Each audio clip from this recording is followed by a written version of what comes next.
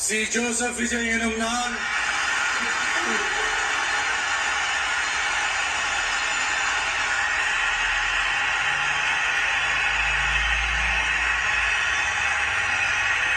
சட்டப்படி அமைக்கப்பெற்ற இந்திய அரசியல் அமைப்பின்பால் உண்மையான நம்பிக்கையும் மாறா பற்றும் கொண்டிருப்பேன் என்றும் இந்திய நாட்டின் ஒப்பில்லாத முழு முதல் ஆட்சியையும் ஒருமையையும் நிலை நிறுத்துவேன் என்றும் தமிழ்நாட்டு அரசின் முதலமைச்சராக உண்மையாகவும் உளச்சான்றின்படியும் என் கடமைகளை நிறைவேற்றுவேன் என்றும்